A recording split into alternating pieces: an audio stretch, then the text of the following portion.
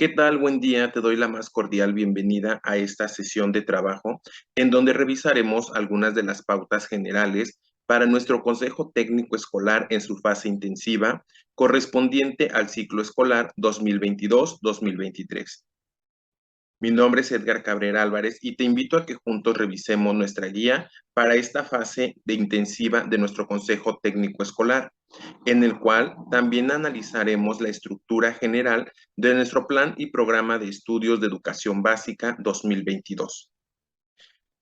Sabemos que cada una de nuestras sesiones de consejo técnico, o en este caso toda esta fase intensiva, se va a dividir en diferentes sesiones y vamos a ir presentando por diferentes momentos o en diferentes cápsulas algunas ideas que te pueden ayudar a comprender mejor la estructura de este consejo técnico. Es por ello que en esta ocasión vamos a analizar la sesión número 1, la cual tiene como propósito general que los profesores reconozcan la importancia de emprender un nuevo proceso de mejora de su escuela para brindar una educación la cual se habrá de caracterizar de ser una educación con equidad, inclusión y participación garante de trayectorias educativas, las cuales van a ser continuas, completas y de excelencia.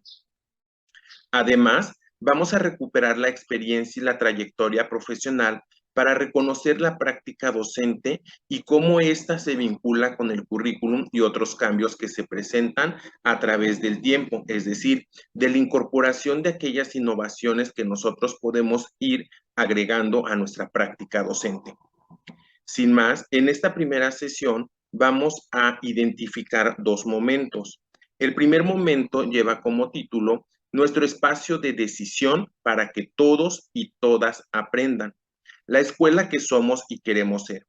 En este primer momento, pues justamente es donde vamos a empezar a reflexionar sobre la escuela que tenemos y la escuela que queremos ser. Para ello, es necesario partir de que la escuela, pues obviamente va a ser una de las instituciones sociales que va a permitir que los alumnos o que los seres humanos podamos desarrollar ciertas habilidades, ciertos conocimientos, valores y actitudes. Por lo tanto, a la escuela se le atribuye una función social y socializadora.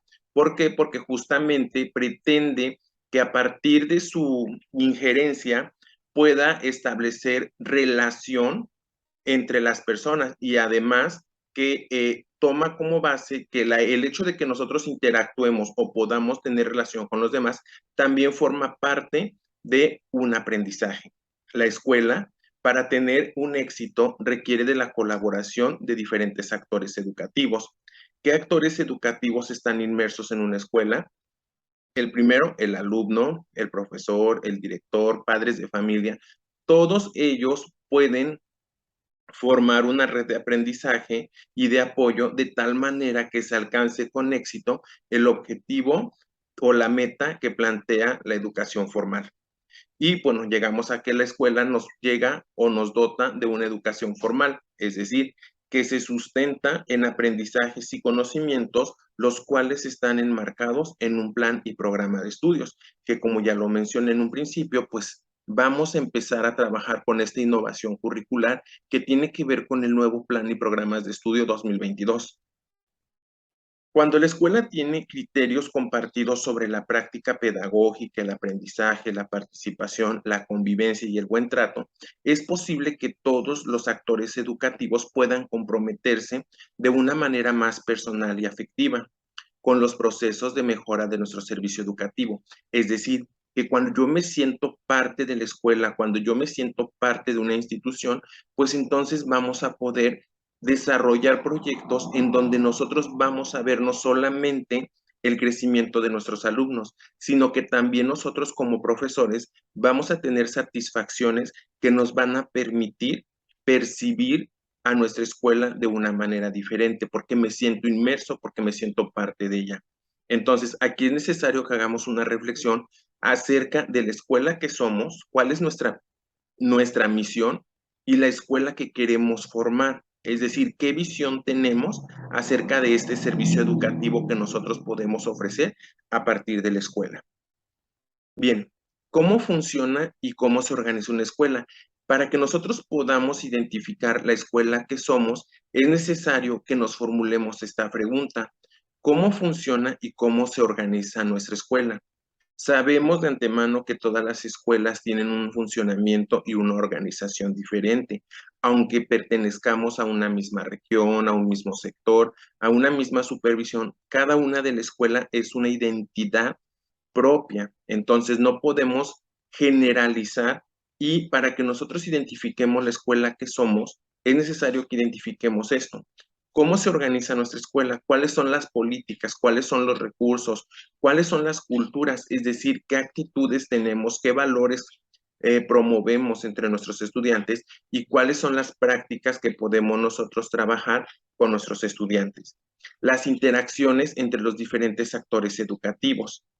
¿Cómo nos relacionamos los diferentes actores educativos? Las normas que regulan la convivencia y la participación, es decir, los reglamentos, los manifiestos de conducta, los acuerdos locales para la convivencia.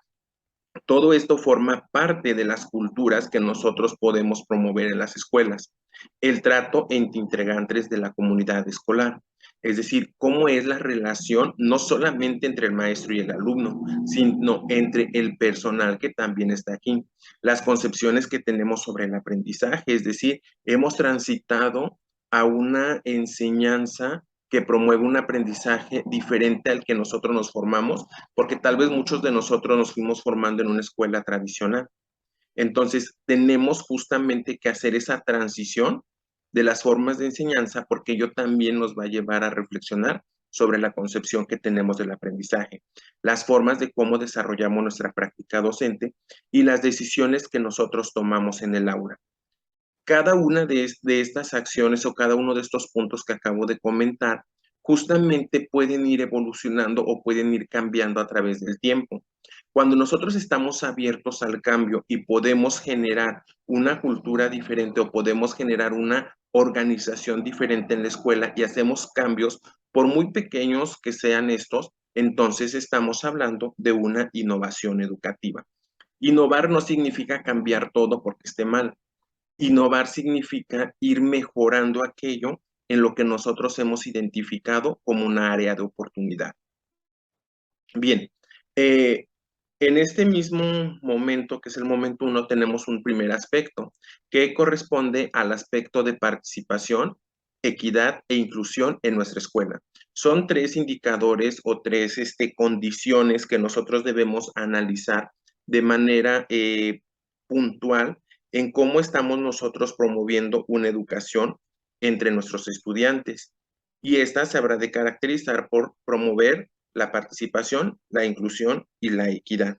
Bien, nosotros tenemos que tener una visión acerca de lo que es cada uno de estos indicadores y tenemos que evaluarlos. ¿Para qué? Para ver la escuela que somos, identificar áreas de oportunidad y entonces crear una visión diferente de la escuela que queremos ser. Para ello vamos a desglosar cada uno de estos aspectos. El primero de ellos es el de participación. La participación se constituye en uno de los cuatro principios rectores de los derechos humanos, que son indivisibilidad, universalidad, responsabilidad y participación.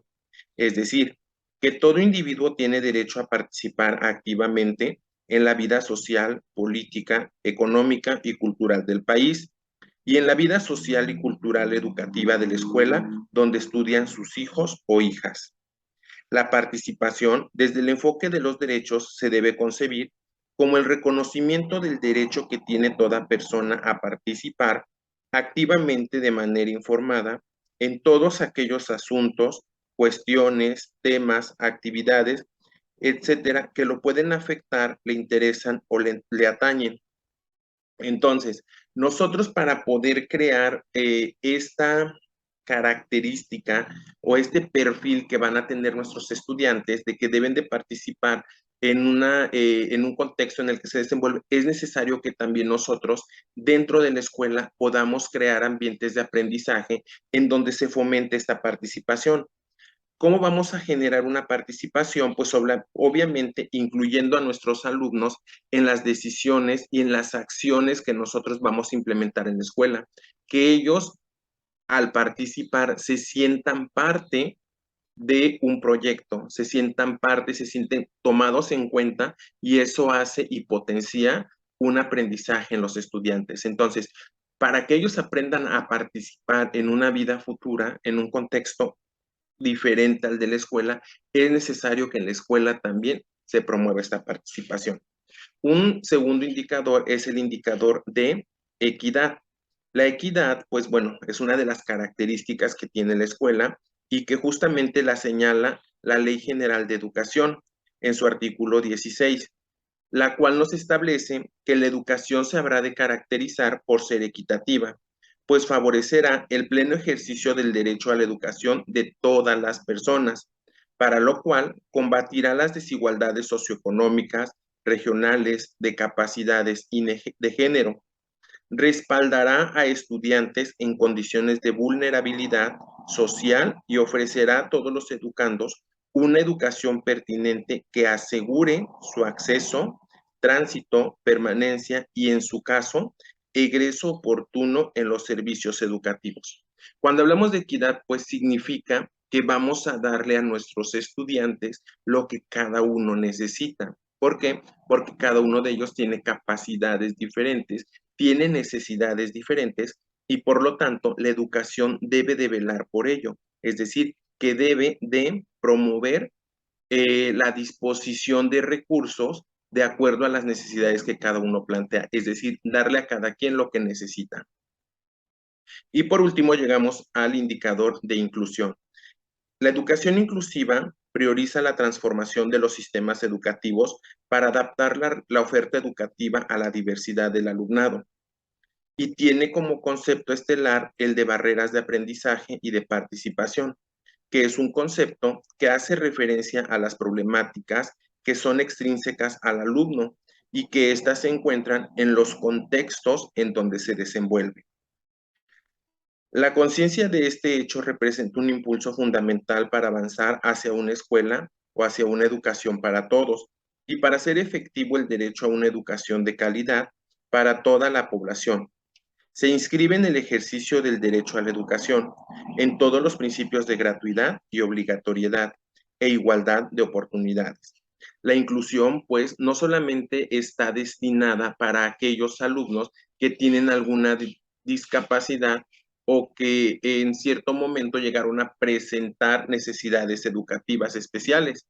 La inclusión va destinada para todos los estudiantes, es decir, que nosotros tengamos la capacidad de poner a, a disposición de nuestros estudiantes diferentes recursos que promuevan justamente esto, no solamente el ingreso, la permanencia y el tránsito, sino que también contribuyamos a que todos los estudiantes, absolutamente toda nuestra población escolar, pueda egresar o pueda concluir un nivel educativo y transitar a uno más, que sería, por ejemplo, de preescolar a primaria, de secundaria a media superior, y justamente aquí es donde nosotros garantizamos la inclusión. La inclusión no solamente es algo que debe de interesar al docente de educación especial. La inclusión es parte de toda la escuela. La inclusión la debe de promover toda la escuela y por lo tanto forma parte de los pilares principales de una educación en la actualidad. Bien, después de que nosotros hemos revisado cuáles son estos tres indicadores, pues vamos a hacer un diagnóstico de participación, equidad e inclusión. Para que nosotros podamos hacer un diagnóstico, es necesario que nosotros hagamos un ejercicio de introspectiva, de retrospectiva, y por ello es necesario que nosotros hagamos un ejercicio de autoevaluación. Para que nosotros hagamos un ejercicio de autoevaluación, partiremos de entender lo que es un diagnóstico. El diagnóstico es un estudio previo a toda planificación o proyecto, que consiste en la recopilación de información, la organización de esta, su interpretación y la obtención de conclusiones e hipótesis. Entonces, nosotros estamos habituados a hacer diagnósticos, pero muchas veces nos cuesta trabajo que nosotros tengamos que hacer un ejercicio de autoevaluación, es decir, que de manera objetiva podamos identificar cuáles son esas áreas de oportunidad y cuáles son las fortalezas que yo como docente desarrollo en mi práctica cotidiana en el aula. Entonces, entenderemos que la autoevaluación va a ser un proceso mediante el cual se valora a uno mismo la propia capacidad de que dispone para tal o cual tarea o actividad.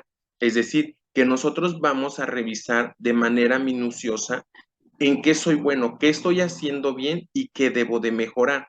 Sobre todo considerando estos tres indicadores, que es el indicador de participación, de equidad e inclusión. Para ello, en nuestra guía del Consejo Técnico en su fase intensiva, tenemos un primer anexo. Este anexo nos invita a que nosotros hagamos una autoevaluación sobre nuestras prácticas docentes y para ello nos muestra tres instrumentos: el de inclusión, el de participación y el de equidad. En el primero, que es el de inclusión, se consideran 18 rasgos. Y si nos damos cuenta, nos pide que nosotros señalemos el nivel en el cual nosotros ejecutamos cada uno de los indicadores. Por ejemplo, en este primer instrumento, que es de inclusión, nos menciona: las y los docentes cuentan con la preparación necesaria para atender a estudiantes con discapacidad, aptitudes sobresalientes, hablantes de lengua indígena o con otras condiciones. Dependiendo de cómo nosotros consideramos que el personal de la escuela esté preparado o cómo me siento yo preparado, voy a registrar mi respuesta. Si yo selecciono el recuadro o la columna en color verde, significa que la escuela está presentando un avance. Si marco el amarillo, significa precaución, es decir, que estamos medianamente considerando este indicador de inclusión dentro de nuestra institución. Y si no lo estamos ejecutando o no consideramos que este indicador está alcanzado, tendríamos que estar señalando el color rojo, que significa alto, ¿no? Que es un alto índice de que tenemos que reflexionar y tenemos que hacer una mejora de nuestra práctica docente o de nuestras políticas, de nuestras prácticas o de nuestras culturas que se están viviendo en el aula. Una vez que nosotros llenamos los 18 rasgos, que solamente te presento aquí una muestra, pasaríamos al siguiente recuadro o al siguiente indicador, en donde nos evalúan la participación escolar. Es la misma mecánica. Tenemos que hacer una autorreflexión y tenemos que valorar el nivel en el que se presenta ese indicador. Por ejemplo, las y los docentes promueven la participación de las y los estudiantes en la clase al expresar sus dudas y opiniones. Es lo que les comentaba en un principio, ¿no? Para que nosotros generemos partícipes activos en la comunidad, en la población, pues tenemos que hacer que en el aula se promueva esta participación, hacer que nuestros estudiantes participen dando sus dudas y sus opiniones. Entonces, esto va encaminado a evaluar justamente esa participación. Para ello se establecen 18 rasgos, igual que en el indicador anterior. Y por último, llegamos a los 14 rasgos que caracterizan al instrumento de equidad. Igual, de la misma manera, señalamos en color verde si este indicador se encuentra presente. Tenemos en color amarillo el indicador de que pues por ahí nos indica que no siempre tenemos esta práctica, y en el rojo pues que nos hace falta trabajar el indicador. Y de esta manera es como llegamos a el punto número 3, en donde vamos a establecer una conclusión acerca del compromiso que nosotros vamos a asumir como escuela frente a la equidad, la inclusión y la participación. ¿En qué vamos a girar las conclusiones? Pues nos brindan algunas preguntas base para que nosotros podamos establecer nuestras conclusiones acerca de cómo estamos viviendo estos indicadores de equidad, inclusión y participación. Y la primera de ellas nos dice: ¿qué ha hecho la escuela para promover la equidad, la inclusión y la participación? Ya todos nosotros hemos hecho una valoración, una autoevaluación sobre cómo son nuestras prácticas docentes. Entonces ahora concluimos qué estamos haciendo como escuela, ya no de manera personal, sino como escuela. ¿Cómo estamos promoviendo la equidad, la inclusión y la participación en nuestra escuela, en nuestros estudiantes? ¿Qué han hecho con los alumnos con bajo logro Obviamente, si estamos nosotros atendiendo a los alumnos con bajo logro, pues estamos promoviendo una participación, una inclusión y estamos dando una equidad. Si estamos teniendo esos rezagos, si estamos dejando en el olvido o estamos delegando responsabilidades a los padres de familia, al personal de educación especial sobre los alumnos que tienen bajo logro, pues entonces no estamos cumpliendo con estos indicadores de equidad, inclusión y participación, los cuales se encuentran interrelacionados. No es algo que tenemos que evaluar por separado. Si hay equidad, significa que estamos incluyendo y que estamos promoviendo una participación. Si hay participación, pues obviamente se incrementa la equidad y la inclusión. Finalmente, aterrizamos nuestra conclusión en base a que nosotros podamos mencionar qué barreras para el aprendizaje y la participación hemos identificado en nuestros estudiantes y qué hemos hecho para disminuirlas o eliminarlas. Bien, vamos a recordar que una barrera para el aprendizaje y la participación van a ser todos aquellos factores del contexto que dificultan o limitan el acceso a la educación y a las oportunidades de aprendizaje de niñas, niños y jóvenes. Existe mucha bibliografía sobre VAP y vamos a nosotros a considerar de manera particular solamente tres grupos de barreras: las actitudinales, las pedagógicas y de organización. Dentro de las actitudinales, por ejemplo, se refiere a cómo nosotros asumimos nuestra responsabilidad o qué actitudes tenemos hacia los niños que tienen alguna barrera, por ejemplo, los niños que hablan alguna lengua indígena, por ejemplo, las personas que están contagiadas de VIH o una persona que tiene discapacidad, ¿no? Las pedagógicas, ¿qué estamos haciendo nosotros en nuestra aula, en nuestro salón, para hacer que nuestros estudiantes aprendan y tengan éxito en la escuela? De organización, ¿qué hace la escuela para promover el acceso, para promover la permanencia, ¿no? ¿Cómo se organiza la escuela? En algunas escuelas, por ejemplo, tenemos lo que son las aulas didácticas o las aulas ambiente, en donde muchas veces no son aulas adecuadas. O, por ejemplo, pedimos que los alumnos que están en una silla de ruedas, que utilizan muletas, se desplacen cuando un edificio es, por ejemplo, de 2 plantas y tiene que el alumno subir a la segunda planta y no hay rampas. Entonces, a esto se refiere la organización, ¿no? Que cambiemos el salón a un salón o al maestro a un salón donde haya mayor acceso. Entonces, aquí es donde vamos a reflexionar sobre estas barreras. Y de esta manera, pues vamos a pasar a nuestro momento número 2, que el cual se titula Nuestro espacio de formación, mi práctica docente y su vínculo con el currículo. Entonces, aquí vamos a empezar a reflexionar un poco acerca de lo que es, pues, la práctica docente como tal y cómo es que yo la relaciono con el currículum. Para eso, pues sabemos nosotros que las emociones juegan un papel muy importante en la práctica docente.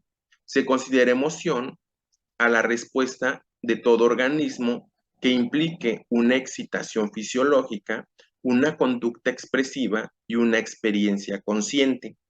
Entonces, nosotros vivimos en un día muchísimas emociones. Y cuando digo vivimos en un día, pues nosotros efectivamente que estamos frente a grupo, que somos docentes, pues en nuestra práctica docente también están presentes estas emociones. Pero ¿qué es la práctica docente? Es un conjunto de relaciones que giran en torno al rol del profesor y del alumnado. Es de carácter social, objetivo o intencional. Entonces, si nosotros en un día vivimos muchas emociones, pues efectivamente en nuestra práctica docente también se tiene una carga de emociones y no solamente en el maestro, también en el alumno. Entonces, es necesario que nosotros podamos identificar qué emociones encontramos al desarrollar nuestra práctica docente. Para ello, se nos pide que revisemos nuestro anexo número 2, el cual nos habla de algunas emociones universales según Paul Ekman. Eh, en este anexo vamos a revisar nosotros que tenemos algunas emociones universales y que de estas se desprenden a partir de las cuales nosotros podemos reflexionar qué emoción es la que predomina en mi práctica docente. La de felicidad, la de miedo, asco, enojo, sorpresa o tristeza. Cuando nosotros identifiquemos estas emociones, pues tendríamos que estar haciendo una reflexión sobre la práctica docente, ver que las emociones no solamente influyen en la manera de cómo enseño, lo más importante, influyen en la manera de aprender de nuestros estudiantes. Entonces, nosotros debemos de velar o debemos de promover emociones positivas para que nuestros alumnos se puedan sentir interesados por aprender constantemente en el aula. Y también, pues justamente, vamos a hacer una reflexión sobre los cambios curriculares y las emociones, cómo están inmersas. Para eso tendríamos que hacer una actividad que consiste en que nosotros hagamos un cuadro de 3 columnas y que veamos mi práctica docente en un inicio, es decir, voy a reflexionar cómo eran mis clases, cómo eran mis actividades, cómo era mi interacción con los estudiantes cuando iniciamos esta aventura de ser docentes. Después, en un segundo momento, vamos a analizar nuestra práctica docente durante los cambios curriculares. Muchos de nosotros hemos vivido diferentes reformas curriculares, hemos hecho innovaciones, hemos trabajado en diferentes escuelas y cada escuela implica que nosotros podamos tener organizaciones diferentes o cambios curriculares, ¿no? Porque hay una autonomía curricular. Entonces, pues vamos a revisar ahora cómo ha sido esa práctica docente a través de estas reformas. Y por último, vamos a analizar la práctica docente de hoy. Es decir, vamos a comparar cómo ha sido nuestra práctica docente en la trayectoria profesional, si es que esta práctica docente ha cambiado o se ha mantenido. Y sobre todo, pues identificar cuáles son los factores que han promovido o han promocionado cambios en mi práctica docente. Aquí cabe hacer mención que no podemos decir que el trabajo docente es algo estático. Estamos en continua cambio, estamos en continua actualización y por lo tanto debemos de tener una trayectoria profesional sustentada en cambios curriculares, sustentada en cambios didácticos, pedagógicos, que hacen que nuestra práctica docente cambie de manera permanente porque nos enfrentamos a contextos diferentes y a estudiantes diferentes siempre.